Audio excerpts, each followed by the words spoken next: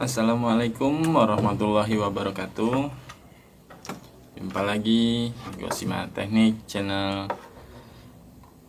Kali ini saya ingin memberikan tips untuk membeli AC baru atau second ya. Ada beberapa tips yang perlu diperhatikan jika Anda memilih untuk memilih suatu AC, dari mulai merek, tipe, lalu spekulasinya ya, AC baru ataupun second. Nah,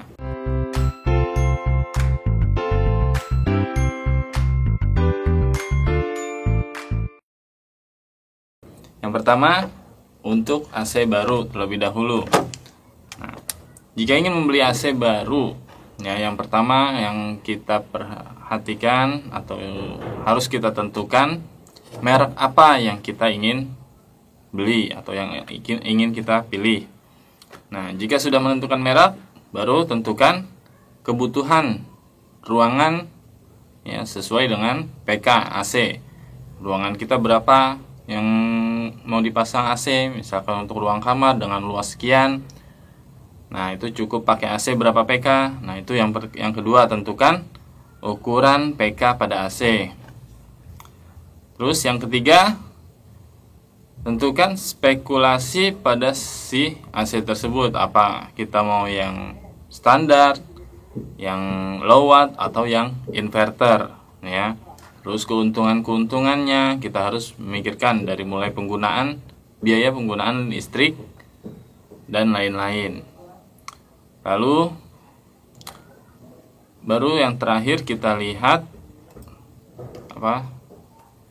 dari harganya, yaitu dia mau kita harga yang relatif murah atau yang standar atau yang bagus sekalian ya, otomatis yang lebih mahal. Nah, jadi dari beberapa faktor itu kita harus perhatikan, dari mulai merek, lalu ukuran PK-nya, terus spekulasinya dan biayanya ya, baru kita membeli suatu AC dengan keinginan sesuai dengan kebutuhan juga. Nah, itu untuk membeli AC baru, tips dari saya, perhatikan dari beberapa faktor tersebut. Nah, untuk yang AC second ini agak lebih banyak ya.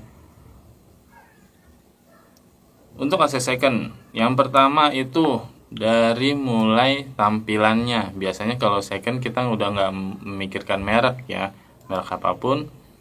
Bisa juga sih kita menentukan, kita pilih ya merek yang kita mau atau gimana. Yang penting dari tampilannya terlebih dahulu, dari casingnya ya. Yang pertama, dia masih putih atau sudah kusam atau sudah kuning ya. Terus yang kedua, dari penjualnya. Ini yang menjual si teknisi atau dari pemakai ya, yang dia ingin menjual si AC-nya. Nah, jika dari teknisi, perlu kita perhatikan dan kita tanya apa masalahnya ya, apa yang sudah pernah diperbaiki tuh ya.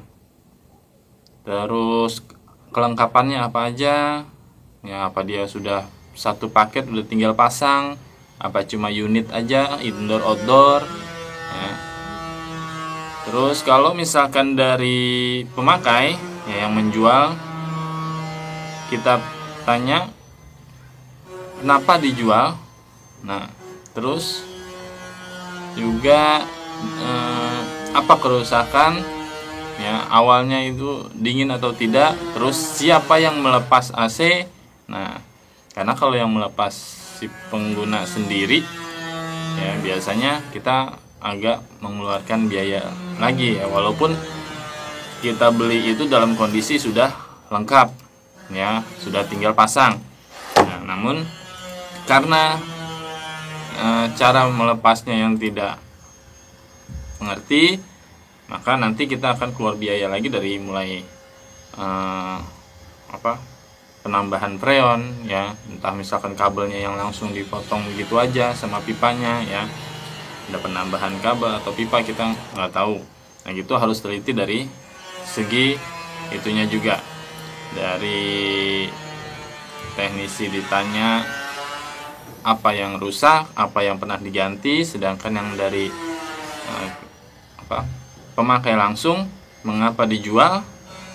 Nah terus kondisi AC sebelum dilepas itu seperti apa, terus siapa yang melepasnya. Nah setelah itu semua sudah ditanyakan, barulah kita cek. Jadi jangan langsung dipegang si AC tersebut ya, kita tanya dulu, dan sekaligus setelah dia jawab kita minta izin, boleh nggak dicek kira-kira. Nah barulah kita cek satu persatu, dari mulai tampilannya, terus evaporatornya, kisi-kisinya, semua kelistrikannya ya, baru kita lihat. Jika misalkan masih bagus menurut kita dan belum ada yang pernah diservis ya, atau belum ada komponen yang diganti, silahkan ya. Tapi jika ada masalah yang sudah berat ya, saya sarankan lebih baik dihindari atau jangan memilih AC tersebut ya, karena dikhawatirkan umur atau kondisi AC yang tidak bagus lagi atau tidak layak dipakai.